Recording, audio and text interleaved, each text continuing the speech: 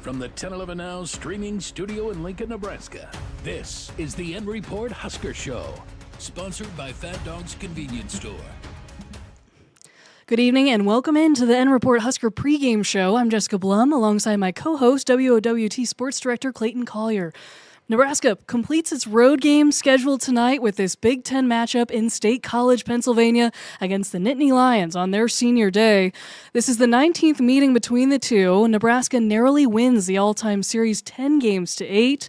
This will be the team's first meeting back at Beaver Stadium since 2017, but 2020 was the last year these two played in Lincoln, and that latest game went Nebraska's way, 30-23. Fast forward now to the year 2025. We're here this evening to pregame this game live with 1011 Sports Director Kevin Sjuts joining us from Beaver Stadium. Kevin, so good to see you, getting through some gloomy weather first last night and this morning.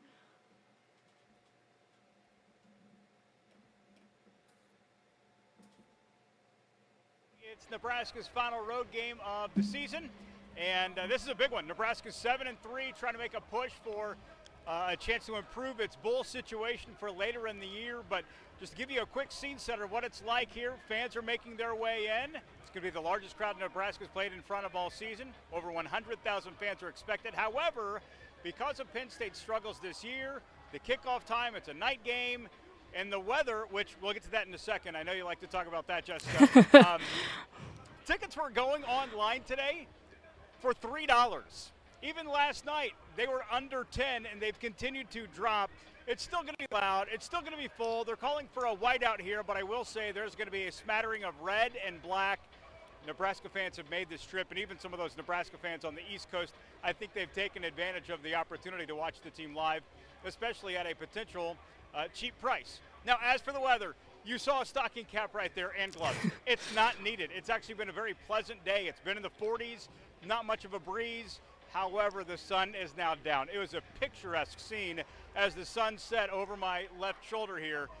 It was really beautiful as the team made their way here at dusk.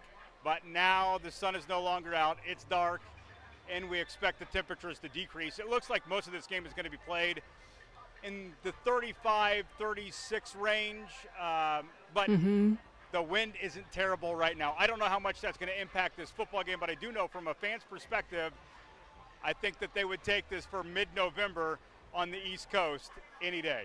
I think they would too, Kevin. And getting into this atmosphere, of course, Happy Valley State College has a reputation of its own. What has it been like to have boots on the ground, kind of experiencing all around you so far today? All right, I apologize now. I'm having a hard time hearing you because they're playing the speaker. It's really loud. It's been blaring throughout all of pregame. They just played Move Out the Way. They did Crazy Train as some of the specialists came out for Penn State. The atmosphere, there's not an intensity about this game, I would say, Jessica. I don't know if that's in part because Penn State is 4-6. There's been more of a friendliness. There is an excellent tailgate scene here outside Beaver Stadium. There's a lot of grassy area, and there's just car after car and camper after camper. And it seemed like everybody was getting along, having a good time, and it wasn't super packed.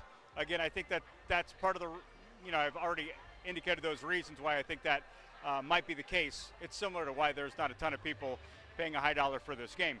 But overall, the atmosphere, it's just been friendly. It's been playful. People throwing bags. The grills are on. And I think for Penn State fans, this is the last chance to watch this team in this stadium. It's senior day here, and they're going to start those festivities 30 minutes before kickoff because there are 30 seniors being recognized. The two big ones are their two main running backs, Nick Singleton and Clayton Allen. Allen is pursuing Penn State's career rushing record. He could get it with the final two games. More specifically, with a good game today from Clayton Allen, he could pass Saquon Barkley, last year's NFL MVP. Barkley was sensational here at Penn State, and Allen could jump past him to move into number 2 all-time in rushing yardage at Penn State. Yeah, upon latest check, Kevin, he's only 47 yards off that record, so certainly could be done here tonight. I want to talk a little bit about the team's arrival today, too, as we're watching that video, and Matt Rule leading the team. What did you see with them coming in here today? Well, it happened ahead of schedule, I'll be honest with you. The team arrived about 5 minutes prior to. Maybe they had a similar traffic situation as we did. Typically, it's really hard. You have to pack your patience to get into Beaver Stadium. Today we cruised right in, the 10-11 crew, and I believe Nebraska might have had the same, but they have the police escort. Anyway, they got here about 5 minutes earlier than anticipated. First one off the bus was Matt Rule. Matt, of course, is from the East Coast. He's got a lot of ties here in Pennsylvania. He still has many family members and friends that are in this state, and of course he played at Penn State, and earlier this season was linked to the job. We know how that all played out. Matt staying at Nebraska. But Matt Rule, first one off the bus, he quickly made his way into Nebraska's locker room. Then he was followed by the players, and one person to point out that was off the bus, Gus Felder. He's the director of operations for Nebraska. He's a two-time all-conference lineman here. So it's not just Matt Rule with the ties to this Penn State program. Multiple Nebraska coaches and staff members have either coached here at Penn State, played at Penn State, or have somehow been connected to this program. John Butler was very outspoken about that earlier this week. He said it was an honor for him to serve as an assistant coach at Penn State. He did that in 2012 and 2013. Butler, of course, is Nebraska defensive coordinator. He's going to try to slow down that Penn State rushing game. So there was nothing unique about the team arrival for Nebraska getting here to Beaver Stadium. Just the one thing that would catch your eye, first one off the bus, is Matt Rule. And a lot of people will be, of course, the NBC broadcast is going to be talking about that probably right off the beginning. It's Matt Rule against his former school, or at least where he played. But Matt downplayed that earlier this week, Jessica. He's played against Penn State before as a coach. He brought Temple here when he was starting his head coaching career. So Matt's done this before. It's a little different, though, because to give it context, about a month ago, a lot of people thought Matt Rule would potentially be Penn State's next head football coach. Instead of that, he agreed to a term to continue on as Nebraska's football coach. It's a very unique contract, but it extends him, and he's staying put in Lincoln. There's a lot of headlines to talk about. Clayton and I down the road are going to talk more about the matchup with the quarterbacks and the run game, of course, as you were starting to mention too. But in seeing TJ tonight, he's another headline. A lot of Husker fans are probably wondering, was last week a fluke? Was that just a one-off? Did he just have a really good, impressive game off the bat? Or is he going to do that again tonight and keep pushing forward so Nebraska can set a statement and some momentum going into a bowl game for postseason?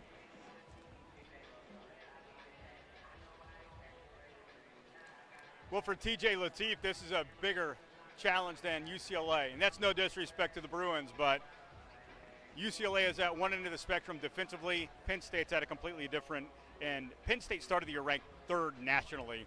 And this is a team, this is a defense, Penn State, that is really good against the pass. So one way TJ Lateef can be effective in start number 2 as Nebraska's quarterback is protect the football. Give it to Emmett Johnson. Let Emmett grind out some yardage. And I don't think Dana Holgerson's going to ask this freshman quarterback to do too much. They may not take many shots downfield. Might just be a lot of under routes. That and Isaiah Hunter slip screen pass that they love to throw in there. I would expect to see that multiple times. But TJ, during pregame warm-up, Jessica, he was dancing. He was having a good time. He was dapping up his teammates. And then right before they went back into the locker room to put their pads on, he lined up at wide receiver playfully. Don't read into this, folks. He ran a route to the end zone, caught it, and then spun the ball in the end zone and had a nice, fun celebration moment before he went in the lock-in for this game in the locker room with his teammates. So TJ Lateef, start number 2 as Nebraska's quarterback. He's coming up of a performance where he completed 13 of 15 passes, but this will be a stiffer challenge facing Nebraska's starting quarterback. Sounds like it's been pretty good vibes in Happy Valley, of course, the namesake there. So we appreciate your time here tonight, Kevin. That'll probably do it for him as he's live from Beaver Stadium here tonight. We're going to toss it over to WOWT's Clayton Collier and bring him in now to talk about a lot of the headlines. We've just touched the surface, really, Clayton, here tonight with Kevin there at Penn State, and we've got a lot to get into tonight. So is there a certain spot you want to start at first?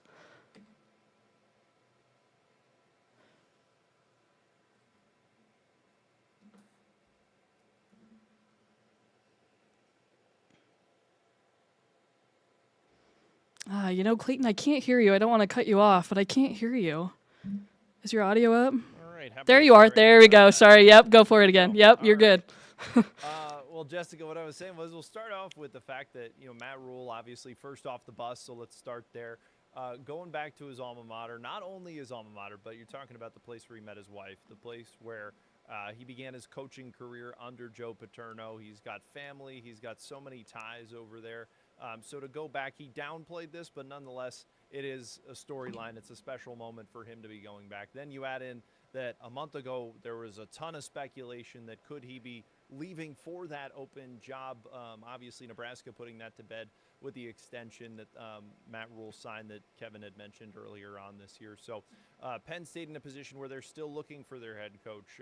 But Matt Rule, as we had heard from Kevin and as we'll hear here with a quick soundbite, was talking about how really it's not maybe as an emotional of a game for him as we all might think.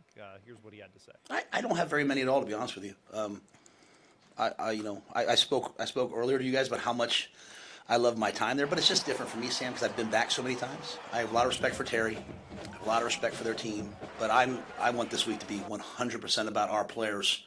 I want our guys to play their best football game, and so, that's really all I feel. So that was Matt Rule right there, as you said. Rule, sorry, go ahead, Jessica. No, I was just going to say that was Matt Rule, as you said, and speaking to just the connection he has. But the focus is on this game. He's fully with Nebraska, attention and head looking forward. That he is, and he said he wanted to be on the players, so why don't we get into that? Let's start off with the quarterback battle that you have here. TJ Lateef, he's been terrific so far. It's a freshman showdown between TJ Lateef and Ethan Grunkemeyer. He's taken it, obviously, after Drew Aller went down for the year for Penn State. TJ Lateef coming in after Dylan Raiola goes out for the year after the USC game. So a lot of parallels here. TJ Lateef just making his second start. Grunkemeyer's been in this role for a little bit longer. 4 touchdowns, not an interception yet for Lateef. He was terrific in the game out at UCLA. Grunkemeyer, they don't really typically go to the air quite as much, but still nearly 700 yards, 4 touchdowns, 4 interceptions, just under a 65% completion percentage. Lateef, in a smaller window, clearly has had the superior stats between the two of them, Jessica.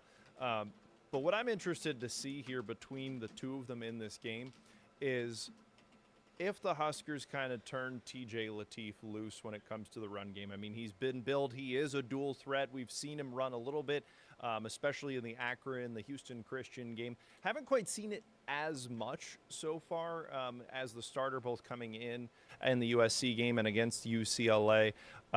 He had 11 carries, 49 yards, didn't score a touchdown in either of those two games, but he had 16 rushes, 81 yards, 2 touchdowns overall so far this season after he came in the second half of those 2 non-conference games as well. But this is an opportunity really for the Huskers to have somebody to complement Emmett Johnson. We've seen it all week. We've seen it for a couple weeks now. The Huskers having this big Heisman billing, talking about how he should be a Heisman candidate, how he's a Doak Walker semifinalist. Guy's got over 1,100 yards rushing of the less than 1,400 for the Huskers this year. So he's accounted for about 82% of all of their yardage on the ground this year. And Penn State is not exactly a team that's, going to shut you down on the ground at all. So this is an opportunity for Emmett Johnson, but really I think there's a chance here for the Huskers to turn TJ Lateef loose, whether it's, one of those second and long, third and long kind of opportunities. I just really think that this could be that game after we haven't seen a ton from him in terms of usage and on the ground using his legs, that this may be a chance that we see him use the wheels over at Beaver Stadium. Yeah, I totally agree with you. Penn State's a little unique because they have the dual threat with running backs, and we've seen Nebraska this year really lean on Emmett Johnson, but now TJ Lateef just adds a little bit more to their offense and what the defense has to defend. And I think once they could get to the secondary, it could be a run to the races, maybe like we saw in the UCLA game. Yeah, for sure. And you've seen Penn State will run the ball quite a bit more. They average about 160 yards. Both teams just over 4 yards per rush. 16 touchdowns for Nebraska. 11 of those are Emmett Johnson. And then 23 touchdowns for Penn State when it comes to the rushing stats there. But overall, I just think that this, especially cold game, this is a different opportunity here for TJ Lateef. He's not in his hometown. As Kevin had mentioned, this isn't maybe as apathetic of an environment as you would expect out in LA with UCLA, big takeover from Husker fans. This isn't the official whiteout game for Penn State. That was the Oregon game, but this is an opportunity for them to face a hostile crowd. It's an unofficial whiteout, I believe, among fans trying to get everybody to wear white.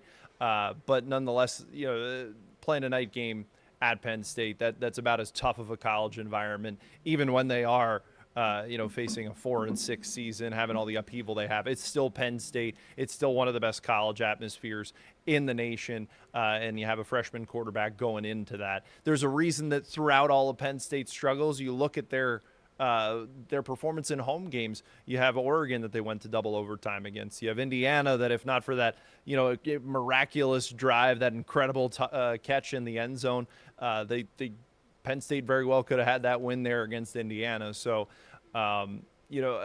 Nebraska is going to have a solid challenge here, and they've been saying it all week that I don't care what the record is. This is a quality team. This is a preseason number 2 team in all of college football. They have quality players, and we have to prepare for that.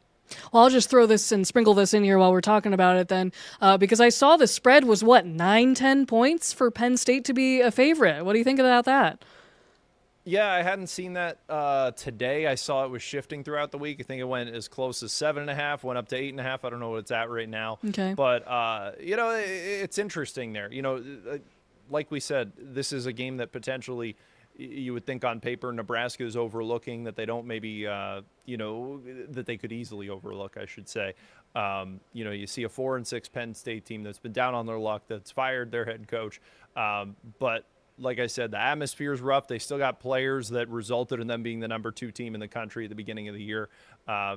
Terry Smith's done very well in rallying this team, especially. They just got their first win against Michigan State. And this means a lot to them as well. They win this game. They win next week against Rutgers. They're bowl eligible. So they're still playing for something here. So don't get me wrong, the Nittany Lions, they've had their struggles this year, but they are starting to trend upwards. Dana Holgorsen talked about it this week, that he's really liked what he's seen on tape from Penn State in the last 2 games in particular. So, they've had their roller coaster year, but Nebraska's seen them at a little bit of a crest here. Yeah, I think this is a sneaky game that could have implications for both teams, because Nebraska's also looking for some momentum going into a bowl game toward the end of this year, and I think this is one of their best seasons since 2016, when they've won 7 games so far, and they could continue to add to that resume going forward, Clayton. Yeah, absolutely. And like I said, what will interest me, though, is this is going to be a challenge for TJ Lateef in terms of hanging on to the ball. We talk about the run game in the cold there. Penn State's forced 9 fumbles this year, which is second best in the Big Ten. So this is an opportunity. We've talked about how important in recent years it is to hang on to the football. Ball security, that was a big prevailing storyline for the 2023 season especially, and they corrected it quite a bit in 2024, managed to get bowl eligible. So as a team, that hasn't been a concern this year, but we've seen a lot of growth, a lot of progression here, and TJ Lateef has been impressive. Does that continue? Can he handle that Penn State pressure when it comes to forcing fumbles? Emmett Johnson and him, I talked about the importance of maybe trying to get TJ running a little bit more and causing some havoc for Penn State here. They have quality special teams. They haven't been that effective at stopping teams in the red zone, so this is another chance for Nebraska. UCLA, I believe, is one of the worst, if not the worst in the Big Ten in that category. So you saw they were pretty effective out in LA. I'm interested to see if that continues here in Happy Valley. Maybe setting the tone early. I know they had a weird streak at the beginning of the season where they were losing coin tosses, and then it felt like they couldn't get hot early, but maybe they could here in Happy Valley. I'm going to shift the tides a little bit. We got to talk about the run game. I know Kevin touched on it a little bit. They've got 2 star running backs for the Nittany Lions. We've got Katron Allen, Nicholas Singleton. Both have produced over 3,000 yards rushing this year. Kaytron Allen, though, specifically, is only 47 yards from breaking Saquon Barkley's record for Penn State, and then he's only 138 yards from the all-time rushing record, which was set by Evan Royster from the 07 to 2010 season, and that's 39,000 yards, give or take. So he's not far off from breaking some records, but he's got another dual threat with Nicholas Singleton. How does Nebraska stop the run, do you think, Clayton? Yeah, they kind of have those twin terrors there between, Kaytron Allen, Nicholas Singleton, but Allen in particular netting about 917 yards. He averages 5.6 rushes per attempt this year. So, I mean, he's dangerous. He's going to be a challenge for them. They missed USC's primary effort when it came to their running game a couple weeks ago, but they still had King Miller, who was very effective against them. I was really impressed in that game that I think it was 200 yards under USC's average, one of the best overall offenses in all of college football with the Trojans. And even though that didn't go the Huskers' way, they still had them significantly under their average. They had a quality effort against UCLA.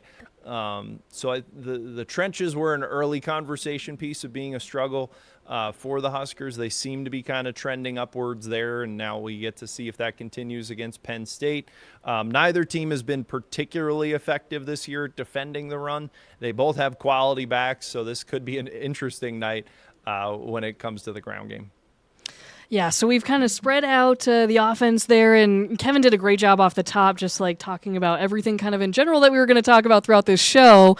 Clayton, if you'll let me, I'm going to take the wheel here just for a second to talk a little weather for what Husker fans can expect watching on NBC, or, of course, we know maybe some family friends headed out that way for a smattering of some red, as Kevin had mentioned, and maybe what they're trying for a whiteout tonight. I did want to mention the temperatures back here at home, much more comfortable than what they're going to see up in State College. We've gotten to the 60s this afternoon, and we did have mostly clear skies here this afternoon, too, with a lot of sunshine, so it's been a nice start to the weekend. But zooming over to Pennsylvania and State College, from a gloomy night last night, they had about a little less than a quarter of an inch of rainfall through this morning and some fog, kind of like we saw earlier this week, and now the clouds have cleared out, mostly clear conditions. That's going to allow temperatures to drop and be pretty chilly, even though the winds will not be a factor in this one. We're looking at temperatures falling into the 30s pretty quickly after kickoff, and then the end of the game will end around freezing, so it will be a chilly one of the colder games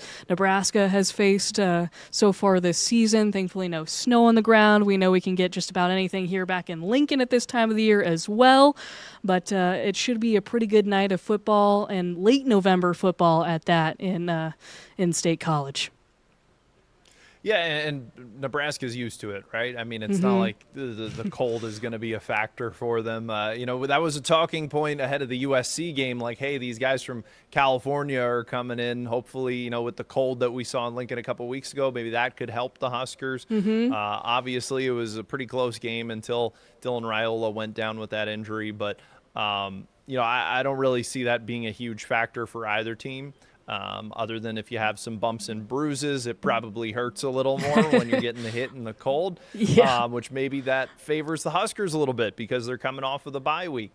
But, yeah, whether it was 60 degrees or 30 degrees, I don't think it will impact either team too much. They're both very used to the cold weather. One other thing I wanted to bring up tonight, Clayton, when I was digging into kind of the comparison between these two teams, Penn State, one thing that stuck out to me was the interesting events that they've been able to produce on the special teams side of things. If they can get that going, that may disrupt a little bit of Nebraska's game. They have had 4 blocked punts this season. That's the first time they've done it since 1999. They had one last week against Michigan State. They also have a blocked field goal so far this year. So if they can get a little something going on special teams, because they've been a little bit special on that side of the ball, that could be interesting tonight to watch in a night game too. Yeah, that will be an interesting one to watch. I mean, Mike Eckler has had this special teams group for Nebraska working vastly better than we've seen in either of the years for Matt Rule going into this. So, Penn State as well. This that could be the deciding factor, especially when you're expecting kind of a cold, potentially low-scoring game. Every little bit can be something that really flips a game like that. Yeah, especially in something that could be a close matchup. Yeah, one thing could set the momentum on either side of the ball. Wanted to kind of end our talk of Nebraska tonight with a game prediction. Do you have one for us? Don't quite have a game prediction for you. The only thing I'll say is that, like I said, if you can get TJ Lateef running there, if you can cause some confusion for Penn State, and then on top of that, being established, as a passer, TJ Lateef 85% so far this season. If they're really able to just create some havoc for Penn State on the offensive side of things, be able to at least limit that run there for the Nittany Lions, I could see Nebraska coming out of this. The thing that they're really just going to have to overcome is that crowd and trying to stop the run against the Nittany Lions. Well, I appreciate your time here tonight, Clayton, with us. That's WWT's Sports Director Clayton Collier joining us for this evening as we talk pregame show here from the 1011 streaming studio. I'm just going to take a couple minutes here to talk tonight about kind of a Big Ten scoreboard this evening, what we've seen so far elsewhere in the Big Ten, and give you a little pregame and maybe a shout out Nebraska volleyball, who is playing right now. But in other scores around the Big Ten right now, you have Oregon facing USC. That's a top 15 matchup. Oregon is ahead by a touchdown, 28-21, with a little under 4 minutes to go in the third. Michigan State is taking on Iowa tonight. Michigan State ahead by that one by a touchdown, 17-10, with Iowa hosting at home. Iowa will be Nebraska's next game next week. Of course, tonight versus Penn State is the last Saturday night game of the season, and then next week will be the Black Friday game. The other game in action for Big Ten football is Michigan against Maryland. Michigan is ahead of Maryland 35-13. Other games that have wrapped up today for the Big Ten: Northwestern beat Minnesota 38-35, so just a field goal was the difference in that one, and Ohio State kind of blew Rutgers out of the water 42-9. Now, as I get you the latest update on volleyball, we do have volleyball with a ranked matchup here tonight against Indiana. We're going to throw up that information. That's right now on Big Ten Plus. The update I have for you here is this one got underway at 5 o'clock tonight. The Huskers would win a solo Big Ten title with a win. They won a share of it with their last game. It looks like in set one, they're up against the Hoosiers 15-11. So that'll be another fun game here to watch for the rest of this evening. But that should do it for our edition of the NReport pregame Husker show on this final football Saturday of the season for Nebraska. Of course, the NReport is your home for Husker highlights and headlines. Be sure to catch the postgame NReport Husker show shortly following the result of this one tonight on our 1011 streaming platforms. You've been listening to the NReport Husker Show, sponsored by Fat Dog's Convenience Store. Watch, listen, and stream on the 1011 Now app, on YouTube, or wherever you get your podcasts. For more Husker coverage throughout the week, watch the NReport on 1011 Sports at 6 and 10 p.m. and download the 1011 Now app.